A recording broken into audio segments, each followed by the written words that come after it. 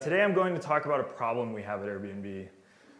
This isn't a problem unique to Airbnb. Actually, many wouldn't even consider it a problem, but instead just the way things are and always have been. And the problem I'm talking about is that at Airbnb we write Airbnb 3 times. Every feature we add to Airbnb needs to get created for at least 3 different platforms: web, Android, and iOS. For each of these platforms, we write hundreds of thousands or even millions of lines of code to build out the features that make up Airbnb. Although on each platform, the result of the code is largely the same, it's not actually the same code. Each platform has its own set of frameworks and languages that separate them. We have JavaScript and React on the web, Java on Android, and Swift on iOS. We write all of this functionality separately for each platform. Each feature is likely implemented by a different engineer, a specialist for that one platform. This means that each engineer implementing it must go through the same process of gaining context on the nuance of that actual feature. And this means that each implementation will likely have its own set of bugs and corner cases that were missed on the first pass. At Airbnb, we've recently started adopting React Native for the development of some of the features on our native apps. So the result is that for these features, we write the core functionality in the language of JavaScript and React, sharing almost all of the code between iOS and Android. So for these features, we effectively move from writing Airbnb 3 times to writing it 2 times.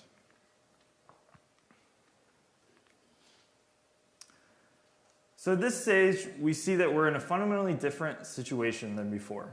At the language and framework level, we actually have some similarities. It's now feasible for us to have the same engineer, skilled in JavaScript and React, write the feature for all 3 platforms, once for web and then once for React Native targeting iOS and Android. The interesting thing about this is that for that individual engineer, this can actually be a more frustrating situation than before. Even though we're effectively writing it 2 times instead of 3, it might be the same engineer doing it. And now that engineer has to feel the pain and agony of almost identical code, since they're now writing it in both cases. So if you're in this situation, the engineer in you might take a step back and try to figure out how to share this code. If we can somehow figure out how to get React Web and React Native code to work together, we can get into this ideal world of writing Airbnb just once for the 3 major platforms that we want to support. So it turns out this is much easier said than done. React Web and React Native are not easily compatible. And I'll go into a bit more about why later in this talk. But I want to talk about a way that we can make React not just support these 3 platforms, but any platform. I mean, I don't know. What if we could write it once, run it anywhere? Okay, so there's a bit of a stigma around this concept. The idea of cross-platform UI is not new, and there are a number of fairly mature solutions out there that do this. But these attempts have often fallen short and have burned really any chance of receiving a good first impression. So much so that the React community itself for years now has actually actively said, no, we're not trying to do this. We're not trying to write once, run anywhere. And at this point, there might be some of you listening to me now, and they're feeling a bit like this. Cross-platform UI is a pipe dream. Why are we talking about it? That it always results in subpar experiences and non-idiomatic code. And there might be another section of you that are feeling a little bit like this. You've been waiting for someone to say exactly this, and you're ready to drink that Kool-Aid as soon as it's served to you. Honestly, regardless of which side of the spectrum you're on, I encourage you to give it some thought before jumping to any conclusions. There is no perfect solution, but today I'd like to explain to you the way I think about cross-platform React and how I believe React has a real shot to be different. First, I want you to consider the fact that for the most part, the code we wrote for these 3 platforms was separate not because they were separate concerns, but because we were forced to write multiple implementations by the technology that was available to us. Separate concerns should be separate. By using a single language and framework, we've made sharing code extremely easy, but now you can draw the boundaries wherever it makes sense, not where the technology forces you to.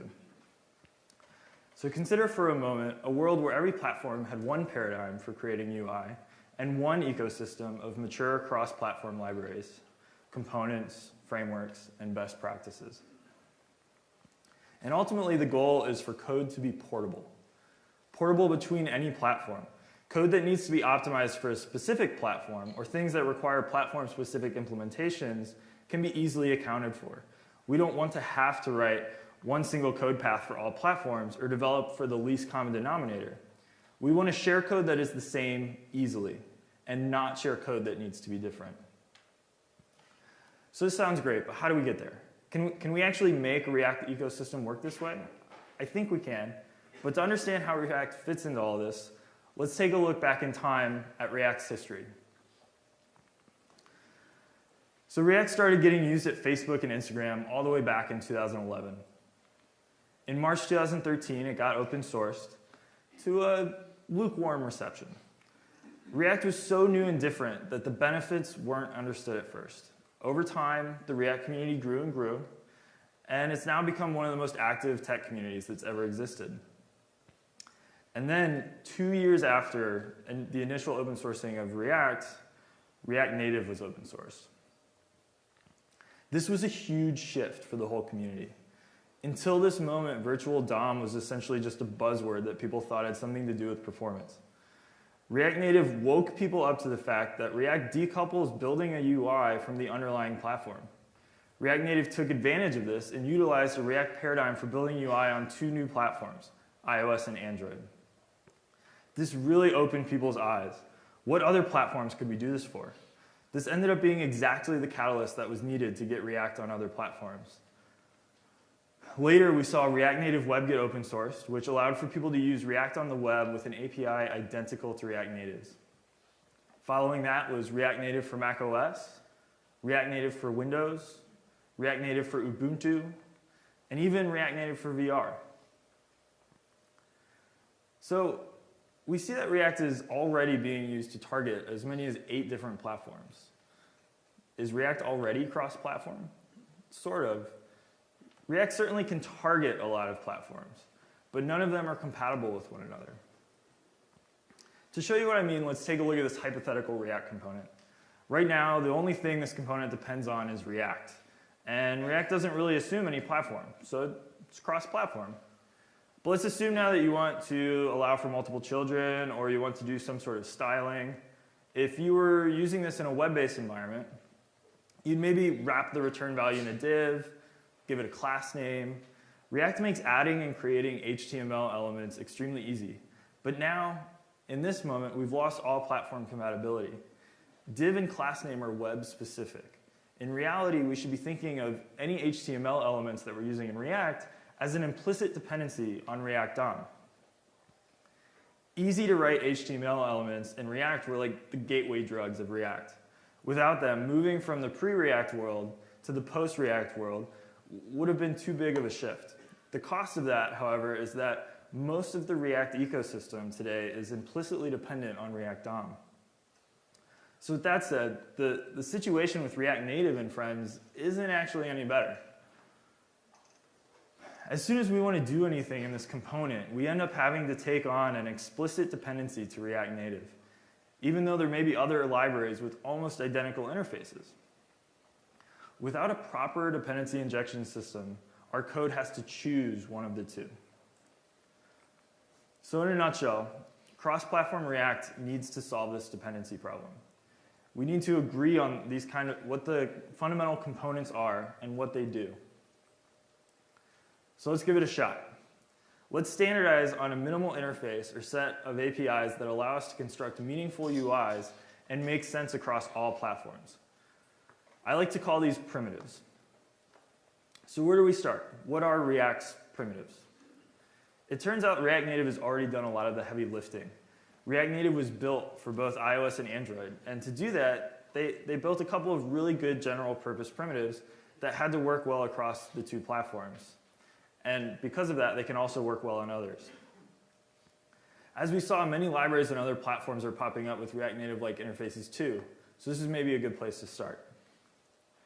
These are all of the APIs that React Native exports. There's 73 in total. That's a lot of APIs.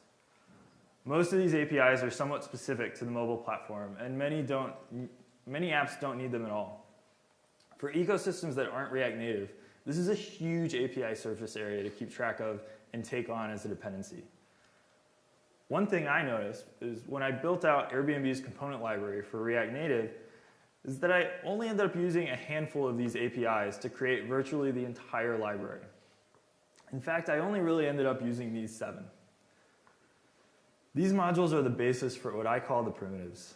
The fact that so much of our code base could be expressed by just a few of these APIs really interested me, and I wanted to understand if other people using React Native were yielding similar results. So I wrote a script that tracked all of the React Native imports in a given code base and had a number of people using React Native outside of Airbnb run it on their applications. Based on this data, it turns out that together these 7 APIs account for roughly 82% of all React Native usage in the wild. There are a number of other APIs that React Native exports that could actually just be built directly with these primitives. They can be thought of as just useful compositions of these primitives and not actual primitives in and of themselves. And then there are a handful of other APIs. APIs that I believe do actually need to be implemented from scratch for each platform, but shouldn't quite be considered primitives. Some of these are straightforward to implement and others would not be, but these are the modules for which I believe a platform-agnostic third-party library could be made. Now, if you add all of these APIs together, that accounts for roughly 96% of all React Native usage in the wild. So with this new knowledge, the most practical set of primitives that I could come up with based on this were these 7 APIs. View, text, image, style sheet, touchable, animated, and platform. I've created an NPM package called React Primitives, which can serve as a root dependency for which a cross-platform React ecosystem is built on. View, text, and image are the 3 core static UI components. View is the core layout component used for basic styling and for grouping and laying out other components. Additionally, we have text for displaying text and image for images. Style sheets, the JavaScript API, to create style rules that the other primitives understand and use to style themselves. A critical requirement for UIs to work consistently is to have a consistent layout algorithm. So in a way, style sheet can be thought of as the public interface of the underlying layout algorithm, which in this case is Flexbox. Touchable is the only primitive enabling user interaction. It's a React component that defines a view that is pressable and optionally drives animated values representing its press state. This does not directly correspond to any of the touchable APIs that React Native provides, but all of the React Native touchable APIs can be implemented trivially from this. Animations are a crucial component for pleasant user experiences, and the animated API pioneered by the React Native team does a great job making animations declarative in order to integrate really well with React. And then finally, we have the Platform API. Platform is arguably a utility more than it is a primitive, and it allows us to easily specify different logical branches based on whichever platform we're running on. So a common question about the choice of these primitives is, why do view and text make better options than the web equivalents div and span? The React web community is much larger than the React Native community, so why not start with div and span? The reason is that div and span are built for the web, and having other platforms implement their complete interface is pretty much equivalent to building an entire browser. Div and span have hundreds of attributes that are spec'd to allow for the entire CSS spec, as opposed to just a subset of it. If we choose to implement just a subset, there would be a lot of really subtle things that wouldn't work. View and text are more narrowly scoped and have props that make more sense with React's component model. So, assuming for a moment that we agree on the interface that was just laid out, who's going to actually implement these primitives for each platform? Where does that code actually live? So it turns out that most of these targets have already been made. As we saw when going over React's history, many platforms have implemented this interface or something really close to it.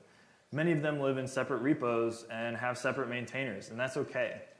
This is essentially a dependency injection problem. React Primitives is just the interface, the contract, not the implementation. React Primitives comes with an injection API where you can configure it for whichever target implementation you want based on which environment it's running in. This is the added benefit of allowing emerging platforms to use code built for more popular platforms with no effort at all. There's now no need to convince maintainers of those projects that they should care about a certain platform. By default, React Primitives will come with a set of default injections for several different targets, but one can easily override them with a different implementation for a new platform. So a pretty valid question at this point is whether or not these 7 primitives are actually the right primitives. For example, the animated API is a pretty heavyweight dependency to be included as a foundational primitive. It's needed currently to implement touchable in a generic way, but could potentially be avoided. Similarly, scroll view is a pretty foundational component that can't be built from just the other primitives, and it's highly used, so perhaps it should be considered. Text inputs are an important form of user interaction, and they can't be built from just the other primitives. So one problem with text input being a primitive is that the text input varies a lot by platform, and some platforms, like for instance VR, it might not even apply as a concept. And then finally we have gestures. Gestures are pretty interesting to think about. Robust gesture systems are needed to make things like touchable and scroll view and animated work well together, and might be worth considering as a real primitive concept. Unfortunately, gesture systems are also incredibly complicated, and they're implemented quite differently per platform. And on the web, a pretty important platform, no one has really built a good gesture system yet. For the most part, though, all of these questions, they all follow a similar pattern. Sooner or later, you'll run into something that really ought to be implemented using an API not provided by the React primitives, but rather by a module for a certain platform. It's really important that we don't lose the ability to take advantage of these platform-specific APIs when we want to. In order to do this, we can leverage another brilliant idea from React Native, platform extensions. We can standardize on this concept of platform-based file extensions. It's a relatively simple concept, but extremely powerful. JavaScript has a module system. We create modules as files and import them elsewhere in our codebase using the import keyword. The idea of platform extensions is to extend this concept slightly to introduce platform-specific implementations at the module level with the introduction of specific file extensions. In this example, we have the fancy button module, presumably a React component. The original implementation works fine on all platforms, so we just use a .js file extension. But maybe we have a custom behavior or enhancement that we want to make on an iOS device only with some iOS-specific implementations. So we create a fancy button.ios.js with the enhanced implementation working on iOS only. But on all the other platforms, it'll have the same interface as before. So now, when we import or require fancy button from any other file, it will automatically pull the correct implementation depending on whichever environment we're in. Sometimes we might not be able to have this generic .js implementation that works on all platforms. So instead of having a .js, we have a separate implementation for each platform that we're wanting to support. This works well because we can isolate the platform-specific nature of our application into single modules and expose it as one common interface. In more visual terms, if we imagine that we have this dependency graph between all of the modules in our codebase, we might encounter a situation where we want to do something platform-specific in a single module. Or maybe it needs to be implemented differently for each platform. In that case, we split that one module by platform, and in each platform, our dependency graph deviates slightly, but remains consistent for the rest of the code base. So let's work through a common example of this, a checkbox component. Arguably, a checkbox or a binary switch is a pretty fundamental UI component, and so many might think it should also be a primitive. On the other hand, we can implement this just fine as a component built on top of the other primitives. So we go out and we create our React checkbox library. In our package.json, we depend on React and React primitives and set our entry file as index.js. We then create our cross-platform implementation of the checkbox using view, touchable, style sheet, and any other primitives that we need. But on some platforms, this might not be good enough. For instance, on web, we probably wouldn't want to implement a checkbox this way. Even though it might function properly, it won't be very accessible and isn't compatible with parent form elements.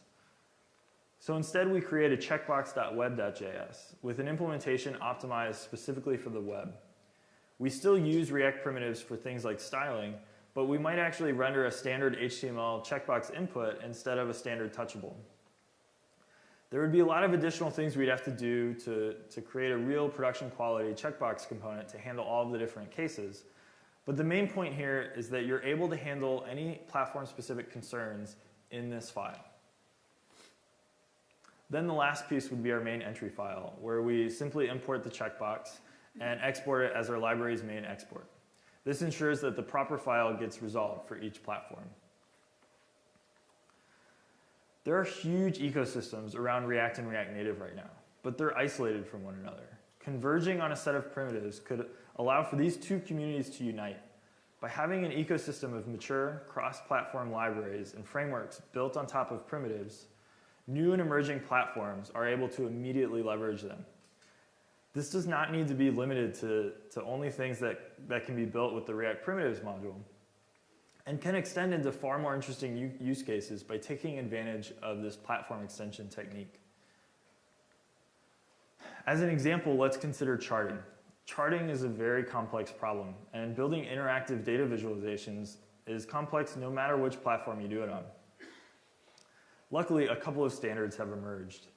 SVG, a web-based standard, has native iOS and Android support, and a React Native binding for it has been built with all of the SVG elements. Using platform extensions, we're able to expose a new library with the same compatible interface on web and native. There are also some charting libraries on the web that target SVG and React. For example, Victory is a popular charting library built by Formidable Labs on top of SVG in the web. Interestingly, Formidable has also released an almost identical native version of their library that's built on top of React Native SVG. Again, using platform extensions, we're able to expose a version of the library that depends on React Primitives SVG and is thus fully platform compatible across iOS, Android, and the web. Here's an example of a chart that we're using in our main app being displayed on Android, iOS, and the web. The code that we write to display this graph and render this page is the exact same code for all platforms. Taking this a bit further, by doing this for a handful of modules we depend on, we're able to run our entire React Native codebase on the web without changing much code. We haven't put anything using this on the web in production yet, but we're currently exploring the practicality of such an approach.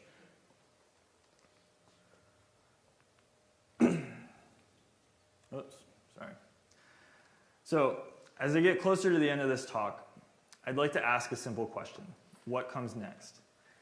If we as a community start building things in a cross-platform and platform-portable way, what changes? Building things in this way obviously solves a couple of big problems and opens up some new possibilities, but it also creates new problems that we didn't have before. For instance, when you're working with multiple platforms, there's a lot more cognitive overhead. We need to be building tooling to address these new concerns. For example, editor plugins that show which platforms a given file is used on, or perhaps which platforms it's safe to use on. A bunch of new ESLint plugins could also be made to effectively warn people about mistakes they might be running into related to this. It's not just about new tooling, though. By decoupling ourselves from the underlying platform, there's a whole new set of possibilities that are created when the effort to target a new platform goes down by orders of magnitude. I really enjoy this quote from Guillermo Rauch. React is such a good idea that we will be spending the rest of the decade continuing to explore its implications and applications. Recently, this quote hit home for us at Airbnb when we realized that we could leverage Sketch, the application our designers use, as another target for our React code bases. We could actually use our production React code and component library in order to render directly into Sketch and make our designers' workflow more efficient. We recently released React Sketch App, which does exactly that. And we're now exploring interesting ways we can build design tools that leverage our actual production component implementations in order to make our designers and engineers more productive.